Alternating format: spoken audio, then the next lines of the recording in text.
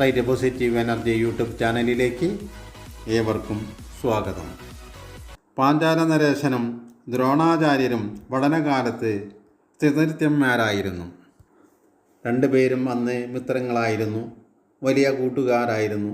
രണ്ടുപേരും സമപ്രായം, ഒരേ ആചാര്യൻ്റെ കീഴിൽ വിദ്യ അഭ്യസിച്ചിരുന്നു.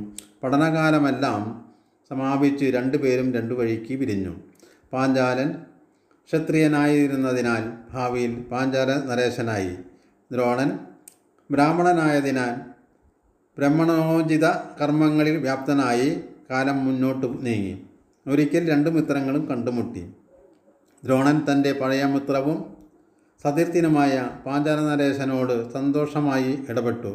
അദ്ദേഹം പറഞ്ഞു, നമ്മൾ രണ്ടും ഒന്നിച്ചു കഴിഞ്ഞവർ മിത്രങ്ങൾ. നാം ഒന്നിച്ച് ഗുരുകുലവാസം അനുഷ്ഠിച്ചിരുന്നവർ. അങ്ങ് മറന്നുവോ? ഇതെല്ലാം രാജാവ് ദ്രോണരെ അറിഞ്ഞ ഭാവം നടിച്ചിരുന്നില്ലെന്ന് മാത്രമല്ല, അപമാനിക്കുക കൂടി ചെയ്തു. നാം തമ്മിൽ എങ്ങനെ മിത്രമാകും? രണ്ടുപേരും തുല്യനിലയിലുള്ളവരല്ലേ മിത്രങ്ങളാവുക? ഞാൻ ഭൂമിക്കുടയവൻ രാജാവ്, താങ്കൾ വെറും ഒരു ദരിദ്ര ബ്രാഹ്മണൻ. നമുക്ക് തമ്മിൽ തുല്യതയില്ല. തുടരും.